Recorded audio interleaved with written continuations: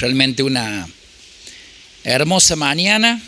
Gracias al Señor por el día que nos regala.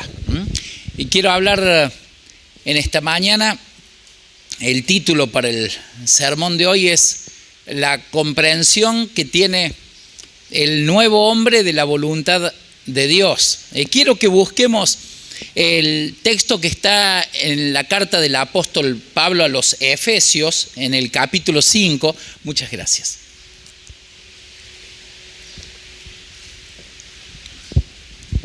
Vamos a leer los versículos 15 al 17.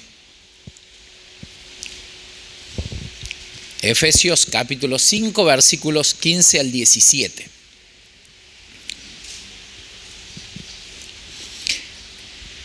Dice el apóstol Pablo: mirad pues con diligencia cómo andéis, no como necios, sino como sabios, aprovechando bien el tiempo, porque los días son malos.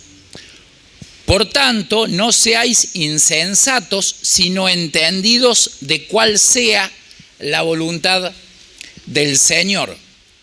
Y yo quiero destacar dos palabras aquí en este texto: es insensatos y entendidos. La palabra insensatos lo que significa es sin razón, sin reflexión ni inteligencia, alguien que actúa apresuradamente, mientras que la palabra entendidos hace referencia a alguien que considera las cosas, que actúa piadosamente. Significa literalmente, si uno va a la palabra original en griego, significa poner todo junto, juntar todo en un mismo lugar. De hecho, que esa palabra, entendidos, es la que se usaba para hacer referencia a cuando se juntaba un ejército en un lugar para afrontar una batalla. Es la misma palabra. Aquí el apóstol Pablo está diciendo a la iglesia que en lugar de actuar apresurada e irreflexivamente, se figure un panorama completo de lo que es la voluntad de Dios para saber actuar en forma correcta, principalmente a la hora de tomar decisiones. Pregunto, ¿acaso no nos ha pasado a todos que a la hora de tener que tomar una decisión nos preguntamos si aquello que uno decide es o no la voluntad de Dios? Entonces uno lo hace con temor y se pregunta si estará bien o estará mal. Allí el versículo 17 está encabezado por esa palabra por tanto, que significa una razón o una causa por lo cual algo es hecho.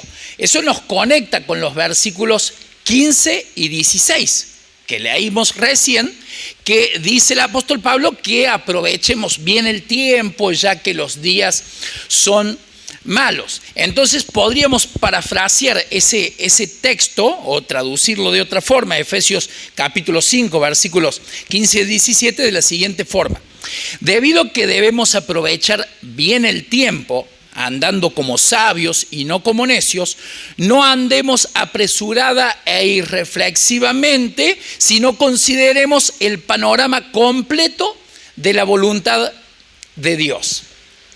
Y acá hay una paradoja, digamos, algo que es contradictorio. Si uno quiere aprovechar bien el tiempo, no sirve que andemos apurados o a las apuradas. Conviene que hagamos las cosas con pausa, pensando bien en lo que uno hace. Hay un dicho de Napoleón Bonaparte, no sé si será cierto o no, pero viene bien al caso. Él decía en un momento, dice: cámbienme o vístanme despacio, que estamos apurados.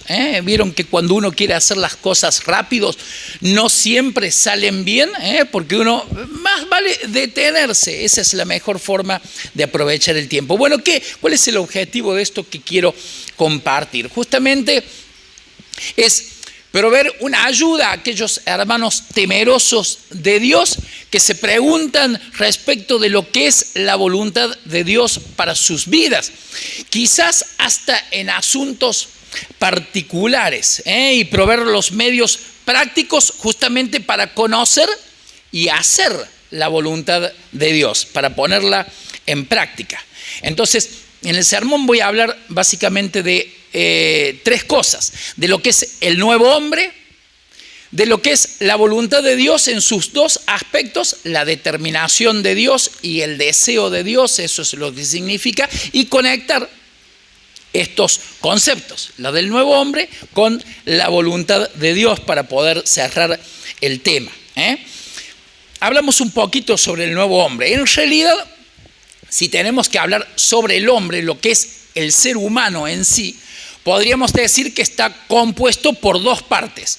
Una parte material, que es el cuerpo que uno toca, palpa y ve, y otra parte inmaterial, que es lo que uno no ve, que es lo que hace principalmente a la espiritualidad, a la psiquis del ser humano. Justamente el cuerpo es lo que lo conecta con la naturaleza, lo que le permite al hombre interactuar con el mundo físico, disfrutar de lo que ve, sentir lo que siente. Esto es gracias al cuerpo que poseemos. Luego, la parte inmaterial está dividida en varias partes, y están claramente distinguidas en la Biblia, principalmente en el Nuevo Testamento, con palabras que significan distintas cosas. Por ejemplo, una de las partes inmateriales del ser humano es el alma. Esto denota aliento, hálito de vida. En algunos casos hace referencia en la Biblia al asiento o elemento sensible del ser humano, aquello mediante lo cual la persona percibe, considera, siente y desea. Es el alma. La otra parte, quizás la más importante y la que tenemos que cuidar, es el espíritu. El espíritu no es lo mismo que el alma. Es la parte inmaterial, invisible del hombre, que lo distingue de los animales. Los animales no tienen espíritu como tenemos los seres humanos. La mente es otra de las partes inmateriales del hombre, claramente distinguida en el Nuevo Testamento. Esto es el asiento de la conciencia reflexiva de nuestros pensamientos. Allí comprendemos, percibimos. Allí está el juicio del ser humano, la determinación. Todo está en su mente. Cada vez que uno va a ejecutar una acción, antes la piensa. Por mucho, por poco es premeditada toda acción. Empieza en la mente. Por eso hay que cuidar la mente, porque nuestras acciones en algún momento terminan siendo coherentes con lo que pensamos. Por eso el pensar bien. Por eso el apóstol Pablo escribe a los filipenses que todo lo que es bueno, todo lo digno de alabanza, pensemos en eso. Y nuestras acciones terminaron reflejando lo que hay en nuestra mente. Y otra de las partes inmateriales que menciona la Biblia, y muchas veces, es lo que se conoce como la carne. La carne. Este es el elemento más débil de la naturaleza humana. Allí está el asiento del pecado. Si uno lee la Nueva Versión Internacional, va a encontrar esa palabra que en la Reina Valera de 60 se traduce como carne, va a estar traducido como la naturaleza pecaminosa. La naturaleza pecaminosa es aquello que nos lleva a lo que es malo. Bueno, de los 5 elementos que mencioné, el espíritu del hombre, el espíritu, es el que le permite al ser humano, el que nos permite tener comunión directa con Dios. De hecho, que la muerte espiritual significa separación del espíritu de Dios y del espíritu del hombre. Y esa separación es la que nos acarrea tantos problemas, el no estar en comunión con Dios. Cuando una persona se arrepiente de sus pecados creyendo en Jesucristo, en su muerte en la cruz, en su poder para salvar, cuando nos arrepentimos de nuestros pecados, cuando pedimos perdón por nuestros pecados mediante nuestra fe puesta en Jesucristo, entonces ese espíritu que antes estaba separado de Dios es conectado nuevamente con Dios, es puesto en comunión. Dios nos perdona y ese perdón de pecados hace que nos unamos espiritualmente a Dios. Por ejemplo, esto lo afirma el apóstol Pablo cuando escribe en la carta a los Efesios en el capítulo 2, versículos 4 al 6, que de paso comento. Cuando uno se arrepiente de sus pecados, el Espíritu de Dios viene sobre nosotros. Dios nos da su Espíritu Santo. Pero no solamente sucede eso, sino que el espíritu del hombre es elevado a posiciones celestiales, a donde está Dios. Miren lo que dice el apóstol Pablo en la carta a los Efesios, capítulo 2, versículos 4 al 6. Pero Dios, que es rico en misericordia, por su gran amor con que nos amó, aun estando nosotros muertos en pecados, nos dio vida juntamente con Cristo. Por gracia sois salvos, y juntamente con Él nos resucitó, y asimismo, presten atención a esto, nos hizo sentar en los lugares celestiales con Cristo Jesús. La pregunta es, si estamos sentados en este lugar, en realidad, ¿cómo se explica este texto que dice el apóstol Pablo que nos hizo sentar en los lugares celestiales con Cristo Jesús? ¿Estamos sentados en este lugar de reunión o estamos sentados con Cristo Jesús? Eso se explica en forma espiritual. Nuestro espíritu es el que fue elevado a la misma posición en la que está Cristo. ¿Se dan cuenta de las bendiciones espirituales que tenemos en Cristo Jesús cuando nos arrepentimos de nuestros pecados? De la misma forma, la unidad perfecta de la que habla Jesucristo allí en su oración de Juan capítulo 17 en el jardín de Getsemaní, en la cual Él dice: y ora para que todos sean uno. ¿Cómo se logra esa unidad? Bueno, en forma espiritual, porque no solamente Dios nos conecta espiritualmente con Él, sino entre los hermanos. Hay una unidad espiritual. Esa unidad espiritual se llama iglesia, un cuerpo de muchos miembros donde la cabeza es Cristo. Eso es algo espiritual, más allá de que la realidad física seamos nosotros congregados en este lugar, pero esta realidad física es consecuencia de una realidad espiritual lograda por Cristo. Cristo ora también. Juan capítulo 17, no lo voy a leer todo por una cuestión de tiempo, después lo buscan, pero van a ver que encontramos palabras como estas que ora Jesús, dice: que sean uno en nosotros. Esa unidad perfecta, única, es espiritual. Yo en ellos, dice Cristo, yo en ellos, o sea, el Espíritu de Dios en nosotros, para que sean perfectos en unidad. Solamente se logra por el Espíritu Santo. La unidad de la iglesia no es algo que pueda lograr el hombre, sino que practica el hombre en virtud de lo que Cristo logró en la cruz, muriendo por nuestros pecados y derramando su sangre. Gloria al Señor por esa obra tremenda que nosotros debemos practicar. La iglesia practica la unidad lograda por Cristo. El hombre arrepentido, a quien Cristo salvó de sus pecados, a quien el Señor resucitó de los muertos, que está unido en un mismo espíritu con Dios, la Biblia o el Nuevo Testamento le llama nuevo hombre. Nuevo hombre. Ese que espiritualmente se volvió a conectar con Dios, por medio del arrepentimiento de sus pecados. Unas cuestiones a tener en cuenta. El espíritu del nuevo hombre influye sobre la mente, cambiando el modo de pensar. Cuando estábamos sin Cristo, muertos espiritualmente, nuestros pensamientos eran totalmente pervertidos. Tendían siempre al mal, a lo pecaminoso, y eso causa daño. Entonces el nuevo hombre ahora piensa distinto, porque su espíritu influye sobre la mente. El espíritu del nuevo hombre gobierna el cuerpo para ponerlo al servicio de Dios. Antes, ¿quién gobernaba el cuerpo mientras no teníamos a Cristo, mientras estábamos espiritualmente muertos? La carne.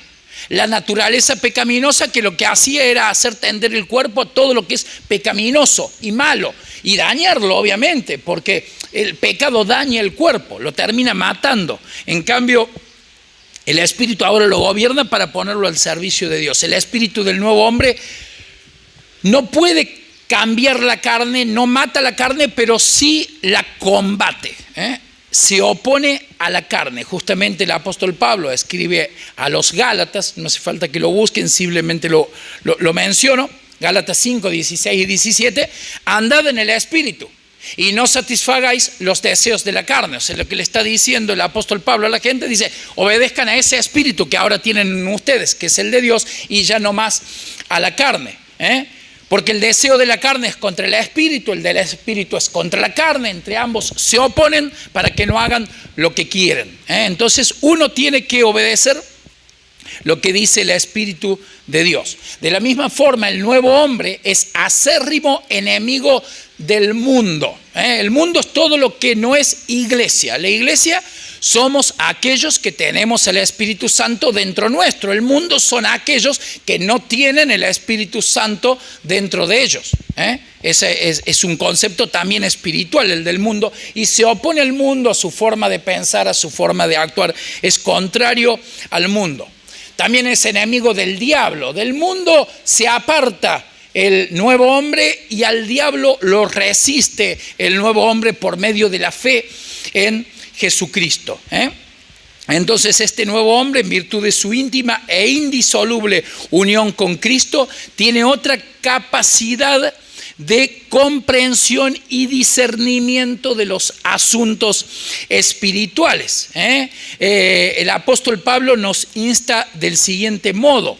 Dice, en cuanto a la pasada manera de vivir, despojaos del viejo hombre que está viciado conforme a los deseos engañosos y renovaos en el espíritu de vuestra mente y vestíos del nuevo hombre creado según Dios en la justicia y santidad de la verdad. ¿Se dan cuenta? Es como que uno tiene que ir dejando lo de la vida pasada, el viejo hombre, y revestirnos del nuevo hombre. Esta práctica va haciendo que el creyente se parezca cada vez más a Cristo. Deja los vicios de la antigua vida y toma las virtudes de la nueva vida hasta llegar a ser como Cristo. Hasta aquí lo que tengo para decir de lo que hace al nuevo hombre. Hablamos un poquito ahora de la voluntad de Dios. Quiero hablar justamente la comprensión que tiene el nuevo hombre de la voluntad de Dios. El nuevo hombre, nuevo en Cristo. La voluntad de Dios. Efesios 5:17, leímos al principio. Dice, por tanto, no seáis insensatos, sino entendidos de cuál sea la voluntad de Dios. Entonces, cuando uno estudia un poco esta palabra voluntad, ¿qué es lo que significa? Tiene dos significados principales. Uno es determinación de hacer algo y otro es deseo de que algo se haga. Significa las dos cosas. Es más o menos cuando uno quiere comprar algo. Si tiene el dinero, ¿qué hace? Va y lo compra, se levanta un día y dice, hoy voy a comprar tal cosa, va y la compra, listo, así lo determinó. Ahora, si no tenemos el dinero, simplemente es el deseo de tener aquello que no podemos tener. Y uno lo expresa y quizá aparezca alguna alma caritativa por allí y nos regale aquello que uno anhela, o a quien no le gusta que le hagan regalos. Pero, en fin, las dos cosas significan voluntad. Bueno, Dios tiene, o sea, en el Nuevo Testamento encontramos, según el contexto en el cual está expresado, estas dos acepciones para la palabra voluntad: determinación o deseo. Por ejemplo, cito dos ejemplos, ¿no? Primera de Corintios 1:1. No hace falta que lo busquen. Dice, Pablo, llamado a ser apóstol por la voluntad de Dios, por la determinación de Dios. Esto es lo que está queriendo decir Pablo. Dios determinó que yo sea apóstol. Dice Pablo, me llamó para esto. Dios se lo había propuesto. Pero en Marcos capítulo 3, versículo 35, Dice Jesús, porque todo aquel que hace la voluntad de Dios, o sea, que hace lo que Dios desea, lo que Dios quiere que hagamos, ese es mi hermano y mi hermana y mi madre. ¿Se dan cuenta las dos acepciones que tenemos para la palabra voluntad? Entonces, figurarse un panorama completo de la voluntad de Dios, ser entendidos de cuál es la voluntad de Dios, significa tener en cuenta ambos aspectos con las siguientes finalidades. Miren, el nuevo hombre tiene paz ante la determinación de Dios. Y el nuevo hombre se pone en acción ante el conocimiento del deseo de Dios. Cuando uno entiende que Dios determinó algo y Él hace según su soberana voluntad, tiene paz. La verdad que me sorprende la noticia que diste, Miguel, del fallecimiento de nuestro hermano, Miguel Navarro, un hombre joven que nos sorprende a todos. Y eso... ¿Cómo se explica? Bueno, simplemente tenemos que tener paz ante esa noticia, saber que Él está con Dios. ¿Quién sabía el año pasado a esta altura que íbamos a estar reunidos, distanciados y con barbijo por causa de una pandemia que nos afecta a todos? Creyentes y no creyentes, pero bueno, eso es lo que Dios determinó, es su soberana voluntad y ante eso tenemos que tener paz, simplemente someternos a su gobierno. Hay tres cuestiones en cuanto a la determinación de Dios, a este aspecto de la voluntad de Dios. En primer lugar es que la determinación de Dios es inquebrantable.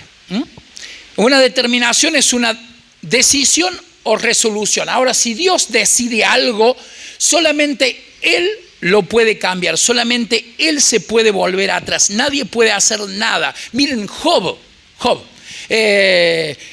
ante su sufrimiento, su dolor, Él mismo dijo allí en Job capítulo 23, versículos 13 y 14. Pero si Él determina una cosa, ¿quién lo hará cambiar? Su alma deseó e hizo. Él pues acabará lo que ha determinado de mí y muchas cosas como estas hay en Él. Dios lo determinó. ¿Qué puedo hacer? ¿Qué puedo hacer ante eso si Dios así lo decidió? ¿Saben por qué murió Cristo? Cuando uno se pregunta por qué murió Cristo, ¿cómo fue ese plan? Uno podría decir, bueno, es cierto, comprendemos que murió por nuestros pecados y si Él no hubiera muerto no tendríamos perdón de pecados. Pero ¿cómo fue eso planeado? ¿Creen que Jesucristo murió por los planes de los judíos enemigos de Él que lo mataron y del gobierno romano?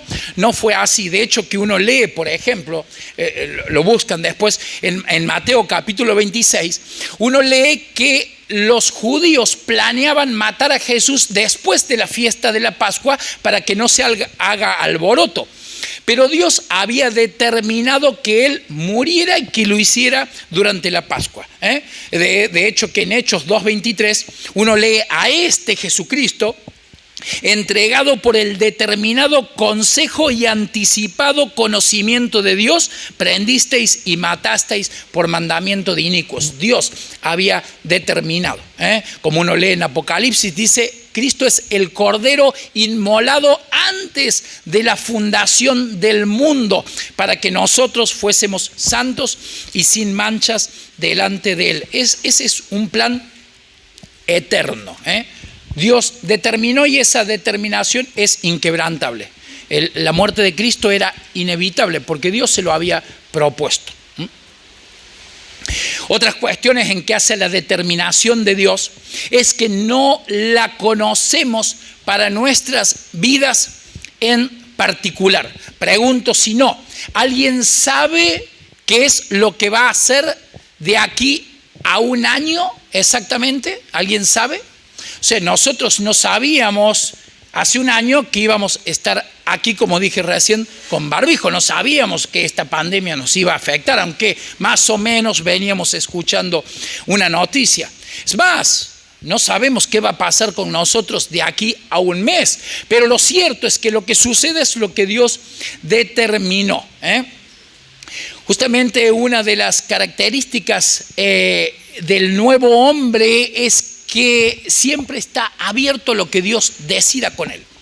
Juan, capítulo 3, versículo 8, que explica Jesucristo a Nicodemo, cuando está hablando allí con él esa noche. Dice Cristo: el viento sopla de donde quiere y oyes su sonido, mas ni sabes de dónde viene ni a dónde va. Así es todo aquel que es nacido del Espíritu. No sabemos a dónde vamos. Lo cierto es que a donde vayamos es a donde Dios lo haya determinado. Por lo tanto, tenemos que tener paz, que eso es lo que Dios quiso. El nuevo hombre es aquel nacido del Espíritu. La fe justamente consiste en avanzar confiando en Dios, sabiendo que Él nos lleva a donde Él quiere que vayamos. Eso es lo que sucedió con Abraham. Uno lee en Hebreos capítulo 11, versículo 8, que por la fe Abraham, siendo llamado, obedeció para salir al lugar que había de recibir como herencia y salió sin saber a dónde iba. Sin saber a dónde iba. Uno tiene cargas muchas veces, desea servir a Dios en algún aspecto. Es como que Dios nos está dando algún indicio, nos está hablando en cierta forma, poniendo carga en nuestro corazón. Pero en el fondo tenemos que seguir a Dios en plena certidumbre de fe. Muchas veces sin saber a dónde vamos. Lean sin más la historia de misioneros famosos y van a ver que son todas historias de fe de este tipo. Tenían carga, pero Dios los fue llevando a donde Dios quería mandarlos, no a donde alguien se lo había propuesto. Nadie sabe nuestro futuro certero, solamente Dios. Entonces tenemos que tener paz, sabiendo que lo que pase con nosotros es lo que Dios ha determinado. Ahora, la última cuestión en cuanto a la determinación de Dios, y es que si Dios determinó y no cambia, y si nuestro futuro en particular se rige por lo que Dios justamente determina, la pregunta es: ¿está mal hacer planes? Digamos, no tendríamos que hacer en ese caso ningún plan y decir, bueno, aquí quedo, Señor, no sé, llévame a donde sea. La Biblia no solamente enseña que no está mal hacer planes, sino en cierta forma nos invita o nos da a entender que debemos hacer planes. Por ejemplo, cuando Jesucristo está enseñando acerca del costo del discipulado, en Lucas capítulo 14, versículo 28, dice: porque ¿quién de vosotros, queriendo edificar una torre, no se sienta primero y calcula los gastos a ver si tiene lo que necesita para acabarla? Esa pregunta está dando a entender el Señor que es lógico que cualquiera que quiera emprender algo lo haga en base a ciertos planes y no lo haga alocadamente emprendiendo algo que después no sabe si va a poder cumplir. Entonces, quiero levantar mi casa, bueno, tengo los recursos para hacerlo. Quiero cambiar el auto, tengo los recursos para hacerlo. Quiero comprar esto o aquello, me voy a enrolar en tal emprendimiento. Bueno, ¿tengo o no? Proverbios 21:5 dice, y lo leo de la Nueva Versión Internacional porque me encanta cómo lo dice en la Nueva Versión Internacional. Proverbio 21:5 dice: los planes bien pensados, pura ganancia; los planes apresurados, puro fracaso. Yo creo que una de las razones, no la única, por la cual muchas personas se endeudan en muchos casos, es que emprenden ciertas cuestiones sin saber si tienen los recursos para afrontar lo que van a comprar. Entonces, por eso es bueno hacer planes. Proverbios 20:18 dice: afirma tus planes con buenos consejos, entabla el combate con buena estrategia. Es más, no estamos solos a la hora de hacer planes o de encarar ciertas cuestiones. Y allí es donde viene esta cuestión de uno dice, que cuando uno se pregunta, ¿será la voluntad de Dios que haga esto o aquello? Bueno, allí tenemos hermanos que nos pueden aconsejar. Pero lo interesante es que a pesar de que Dios aprueba el hecho de que hagamos planes, lo que tenemos que saber es que quien tiene la última palabra y quien afirmará todo y confirmará todo es el Señor. Es el Señor. Por eso Proverbios 16:1 dice en la Nueva Versión Internacional, y de hecho es un proverbio muy conocido: el hombre propone y Dios dispone. Nuestros planes pueden ser muy buenos, pero tenemos que saber que es Dios quien tiene finalmente la última palabra. Es Él. Por eso, a pesar de los planes que hagamos, tenemos que tener paz. Yo me acuerdo, para el año pasado nos juntamos, para la iglesia armamos y planificamos todas las actividades del año, todas las actividades, escuela bíblica, reuniones de jóvenes, un montón de cosas. ¿Y saben en qué terminaron todos esos planes? En la nada, con lo que pasó el año 2020. En la nada. Bueno, lo que pasa es que Dios había determinado otra cosa, pero allí está donde el nuevo hombre tiene que tener paz, a pesar de que los planes que uno haga fracasen, es lo que Dios determina. La paz del nuevo hombre reside en el hecho de que aun cuando planifique, sabe que es Dios quien prospera o hace no prosperar esos planes. Por eso podemos cantar tranquilamente este himno que dice: de paz inundada mi senda esté, o cubra la mar de aflicción, cualquiera que sea mi suerte diré, estoy bien, tengo paz, gloria a Dios. Estoy bien, gloria a Dios, tengo paz en mi ser, gloria a Dios. Por eso cantamos así, porque el nuevo hombre tiene una comprensión distinta de lo que es la voluntad de Dios, en lo que hace a su determinación. Dije que cuando hablamos de voluntad de Dios, hablamos de la determinación de Dios y del deseo de Dios. Lo que Dios quiere. Y eso sí nos tiene que poner en acción, a los que tenemos el Espíritu de Dios. Deuteronomio, capítulo 29, versículo 29, dice lo siguiente: las cosas secretas pertenecen a Jehová nuestro Dios, mas las reveladas son para nosotros y para nuestros hijos para siempre, para que cumplamos todas las palabras de esta ley. ¿Cuáles son las cosas reveladas por Dios? ¿Dónde están? Acá, en la Biblia.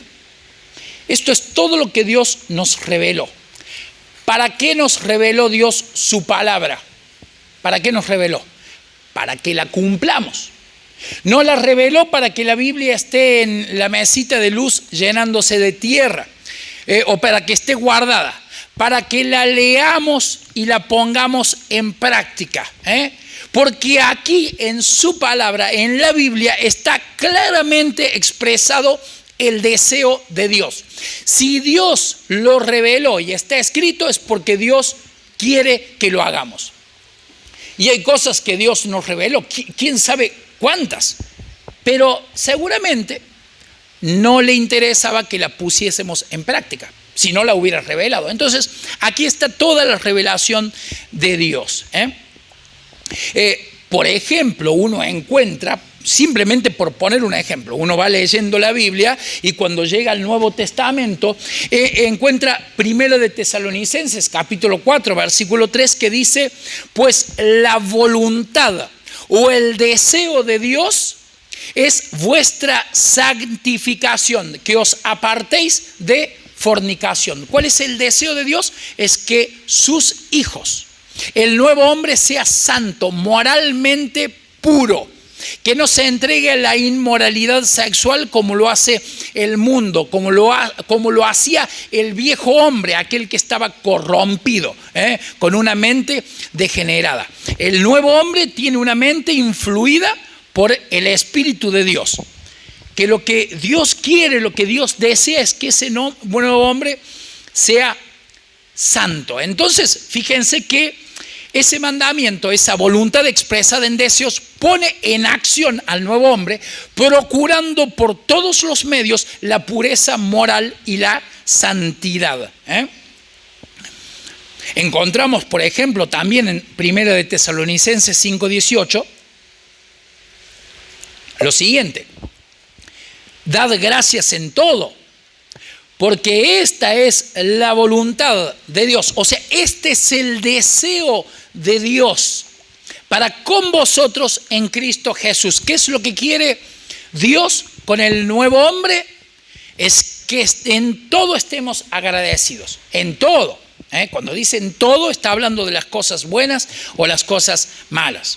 Y es cierto que esto es más fácil leerlo o decirlo que hacerlo, pero al menos conociendo el deseo de Dios nos va a poner en acción para reflexionar sobre aquellas cuestiones en las cuales no damos gracias y hasta quizá nos quejamos, pero tenemos que entender que está mal.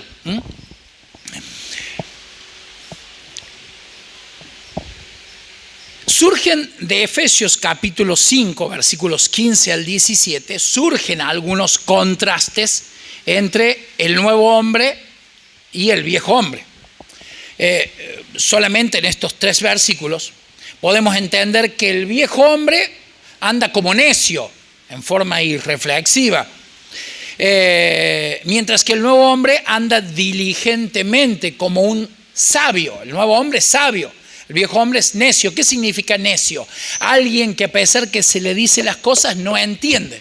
Es lo que uno diría en lenguaje más coloquial, un cabeza dura. Eso es un necio. El viejo hombre es cabeza dura, el nuevo hombre es sabio, entiende.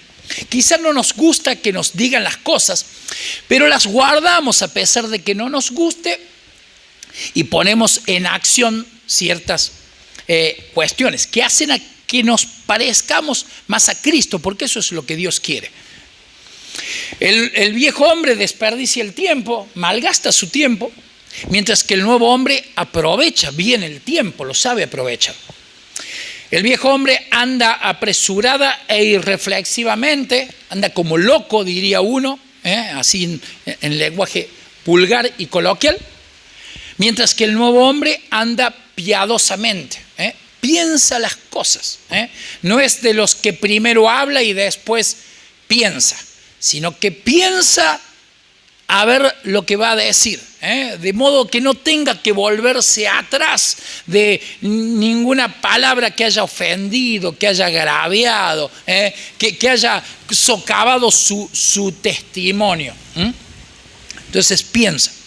El viejo hombre no tiene en cuenta a Dios, no le importa a Dios, lo único que quiere es autosatisfacerse, mientras que el nuevo hombre quiere hacer lo que Dios desea. Por eso lo que hace es buscar la voluntad de Dios, aún en sus asuntos particulares y personales.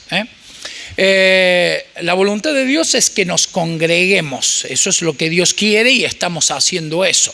Pero luego la voluntad de Dios va mucho más allá, va a nuestras vidas particulares. ¿Cuántas veces nos hemos preguntado a la hora de afrontar un trabajo si será la voluntad de Dios que tome este trabajo o no? ¿A cuántos jóvenes no les ha pasado al momento de terminar la escuela secundaria y tener que comenzar sus estudios universitarios o terciarios? Preguntarse, ¿será la voluntad de Dios que estudie esto o aquello? Pero Proverbios capítulo 16, versículo 3 dice: pon en manos del Señor todas tus obras y tus proyectos se cumplirán. El Señor quiere que planifiquemos, hagamos, nos pongamos en acción, teniendo en cuenta satisfacer el deseo de Dios en base a su palabra. Y en cuanto a los asuntos particulares, planifiquemos y vayamos adelante a la luz de la palabra. Y sepamos que pase lo que pase, es lo que Dios ha determinado. ¿Se entiende cómo es la cuestión? ¿Cómo tiene que manejarse el nuevo hombre en cuanto a la voluntad de Dios? Miren, algo en cuanto al trabajo es que no importa en dónde trabajemos, lo que Dios quiere es que trabajemos. La voluntad de Dios es que el hombre trabaje. No puede haber un nuevo hombre que no trabaje. Luego, lógicamente, en cuanto a nuestro trabajo, nos preguntaremos si es éticamente correcto ese trabajo. Puede darse el caso en que tengamos una propuesta de trabajo en un boliche, trabajando en una barra vendiendo alcohol a los jóvenes, y lógicamente eso va en contra de la ética cristiana, está mal. Entonces ahí sin duda ese trabajo tiene que ser rechazado, no es lo correcto, sino estaría promoviendo ese estilo de vida mundano. Hay cuestiones, pero eso nos permite entender eso, la comprensión de la voluntad de Dios, la comprensión de la ética cristiana vertida en las Escrituras. El nuevo hombre, los cristianos, tenemos que dedicar tiempo para poder comprender cuál es el deseo de Dios. Y ese tiempo es invertirlo en la lectura y estudio de la palabra de Dios. Si no, no podríamos. O sea, ¿cómo conocemos el deseo de Dios si no acudimos a su revelación, a lo que Él reveló acerca de sí mismo y lo que quiere para nosotros? ¿Cómo hacemos? Por eso dice el apóstol Pablo, allí en el texto que leímos, que aprovechemos bien el tiempo. Porque los días son malos. Cuando uno se descuida, los años pasan y no hizo lo que Dios quería que hiciera. Hay un cortometraje muy interesante, está en YouTube, búsquenlo como La Cruz, Billy Graham, y es un cortometraje que hizo Billy Graham a sus 95 años, creo que fue en el año 2019, en el cual él expresa su carga por su nación, por Estados Unidos, pero tiene los mismos problemas que tiene todo el mundo, una nación entregada al pecado, a la idolatría. Ahora, qué interesante es ver a este hombre a sus 95 años sentado y predicando el evangelio después de una vida fructífera dedicada realmente al Señor. Y yo pensaba, eso es aprovechar bien el tiempo. Un hombre de Dios que sirvió al Señor, ese estoy seguro, no tiene ni el más mínimo temor de afrontar la muerte. La paz lo envuelve. Bueno, eso es aprovechar bien el tiempo. Miren, les doy algunos datos interesantes en cuanto a tiempo de lectura de la Biblia. En cuanto a tiempo de lectura de la Biblia. Toda la Biblia, para que tengan una idea, toda la Biblia, leerla requiere aproximadamente unas 71 horas. Eso habla de menos del 1% del año. Pregunto, no hace falta que lo respondan. ¿Dedicaron el 1% del año 2020 para poder leer toda la Biblia completamente, para entender la voluntad de Dios para nosotros y no tener que preguntarnos luego si será la voluntad de Dios que haga esto o haga aquello? ¿Dediqué ese 1% del año pasado, 2020, a leer toda la Biblia? El Nuevo Testamento requiere un poquito más de 17 horas. Esto habla de, nuevamente, el menos del 1% de un trimestre. Entonces, la pregunta es, ¿he determinado separar tiempo para que en estos 3 meses que tengo por delante lea al menos el Nuevo Testamento? Las cartas de Pablo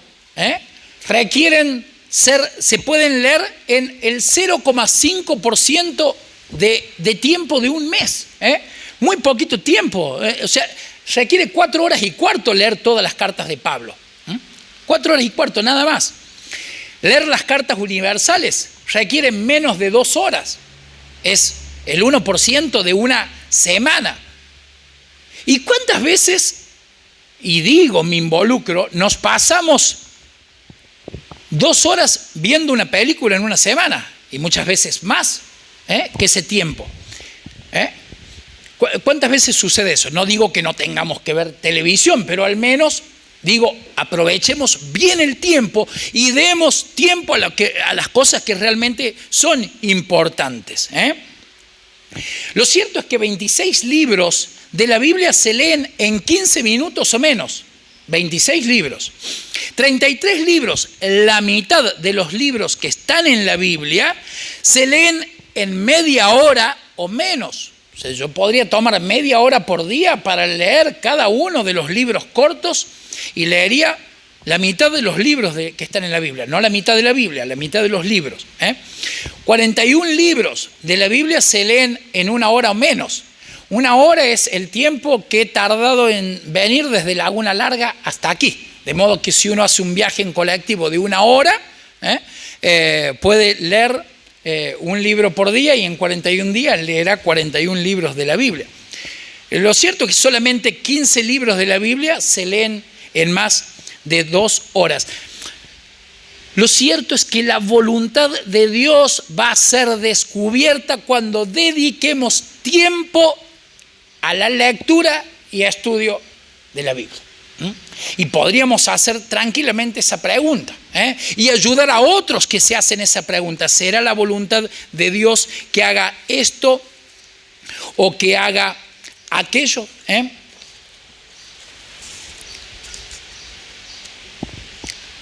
Cuando uno lee la Biblia encuentra, por ejemplo, mandamientos como los que leí hace un rato en Primera de Tesalonicenses. Fíjense, Primera de Tesalonicenses, capítulo 5, versículo 17, dice, orad sin cesar. Esa es la voluntad de Dios. Es la voluntad de Dios. Es lo que Dios desea que hagamos. Primera de Tesalonicenses 5, 16, dice, estad siempre gozosos. Que dicho comento, ese es el versículo más corto del Nuevo Testamento en griego. Porque si uno va al Nuevo Testamento en español, el versículo más corto, ¿cuál es? ¿Conocen el versículo más corto del Nuevo Testamento en español? Jesús lloró. Pero si va al original griego, ese no es el versículo más corto. El más corto es este: estad siempre gozosos. Estad siempre gozosos. Allí está la voluntad de Dios y se comprende solamente cuando aprovechemos bien el tiempo y lo aprovechemos buscando al Señor. Como conclusión, y ya con esto termino, algunos consejos prácticos que permitan conocer y hacer la voluntad de Dios. Tracemos un plan de lectura de la Biblia. Nos propongamos leer la Biblia. Hoy tenemos aplicaciones como YouVersion en donde uno la descarga el celular y simplemente se suscribe a un plan de lectura de la Biblia en un año y le recuerda, si quiere, cada día que hay que leer la Biblia. Y dedica 15 minutos por día a la lectura de la Biblia. ¿Cuántas veces perdemos 15 minutos en un día haciendo cosas innecesarias o cosas que no queremos hacer? Como por ejemplo estar en la cola de algún lugar público para pagar algo, para esperar al médico o quién sabe qué. Podemos aprovechar el tiempo en eso. ¿Cuánto tiempo uno pasa en las redes sociales viendo qué publica uno o aquello, viendo las fotos en Instagram? Cuando ese tiempo se puede aprovechar mucho mejor leyendo y buscando la voluntad de Dios en la Biblia. Leer la Biblia en un año no es mucho esfuerzo. Recuerden, 1% del año. Se nos va en cualquier cosa ese tiempo. A la hora de tomar decisiones respecto a de asuntos personales, tales como trabajos nuevos, emprendimientos, compra de algún objeto, no lo hagamos en forma apresurada, no tengamos apuro. Hay una regla práctica a la hora de comprar algo. Cuando uno se pregunta, ¿a ¿hará falta o no hará falta? Vieron que siempre las publicidades consisten en que las cosas nos entren por los ojos y nos generan la necesidad, aun cuando no sea genuina. Entonces, al momento de comprar algo, siempre, a menos que sea una necesidad imperiosa, como el hecho de decir, se me rompió la heladera, no me queda otra, se rompió el lavarropa, si son cosas no necesarias, digamos, a ver, voy a esperar 3 días. Si puedo estar 3 días sin eso, es porque realmente no es tan necesario. No actuemos tanto por impulso. Tengamos en cuenta de que mientras más conozco a Dios, por medio de lo que Él revela en su palabra, me va a ser más fácil tomar ciertas decisiones. Porque conozco sus deseos, conozco lo que Él quiere. Y es normal que ante ciertas decisiones uno se pregunte, ya que para el caso de quienes estamos casados, ya nuestras decisiones no las tenemos que tomar en forma individual, sino con nuestro cónyuge, con quien alguien es uno a partir del momento en que se ha casado. Podríamos hacernos preguntas como: ¿tengo el apoyo de mi cónyuge respecto de esto que tengo que hacer? ¿Tengo el apoyo de mis padres para el caso de los jóvenes o adolescentes? Es importante que el joven sea temeroso de Dios, el adolescente sea temeroso de Dios. ¿Saben cuál es un buen indicativo del temor de Dios? ¿Cómo ponemos en práctica el temor de Dios? Diciendo no a muchas propuestas. ¿A qué adolescente no le ha pasado que en el colegio ha tenido alguna propuesta, como la de tomar alcohol, como la de encender algún cigarrillo por parte de sus compañeros? El temor de Dios se muestra diciendo no, por la causa que sea. Y hay que ser valiente para decir no, porque mis padres no quieren que haga eso. Para el mundo eso es ser cobarde, eso es ser un nene de mamá. Pero para los que estamos en Cristo es ser valiente, no porque a Dios no le agrada. ¿Recuerdan la historia de José? Ante la indecente propuesta de la esposa de Potifar, cuando José dijo no, ¿cómo haría tal cosa y pecaría contra Dios? Una respuesta muy interesante ante ciertas propuestas es no, porque es pecado. No, porque es pecado. Recuerdo una vez en el trabajo, me pidieron que si llamaba a alguien le dijera que no estaba. Entonces cuando llamó, le digo, ahí te doy. Y me dicen, ¿cómo me vas a traicionar? Prefiero traicionarte a vos, le digo a la persona, pero no a Dios, porque mentir es pecado. Entonces, eso es temor de Dios. Uno conoce la voluntad de Dios ante eso. Una pregunta interesante ante el momento de tomar ciertas decisiones y preguntarnos, ¿es la voluntad de Dios o no? Es si afecta aspectos éticos de la vida cristiana. Recuerden que la diferencia entre ética y moral es que la moral muchas veces se relativiza en base a la cultura. En cambio, la ética es absoluta. La ética es absoluta. Es lo que está en la palabra de Dios. La moral del cristiano tiene que estar basada en la ética cristiana. En fin, podemos hacernos muchas preguntas, pero siempre va a ser más fácil cuando conozcamos a Dios, porque aprovechamos bien el tiempo, dedicando tiempo a la lectura de su palabra. Concluyo con la siguiente oración que se encuentra en el Salmo 143, versículo 10. Este salmo reza lo siguiente: enséñame a hacer tu voluntad, porque tú eres Dios, tu buen espíritu me guíe a tierra de rectitud. Que así sea, Señor. Dios Todopoderoso, queremos hacer tu voluntad, Señor. Señor, sabemos que hay cosas que tú has determinado y que no cambian, porque tú lo decidiste, oh Dios Todopoderoso, y en cuanto a estas cosas queremos tener paz. Señor, respetar tus decisiones, Dios Todopoderoso. No solamente tener paz, sino, como dice el apóstol Pablo en la carta a los tesalonicenses, dar gracias en todo, dar gracias en todo.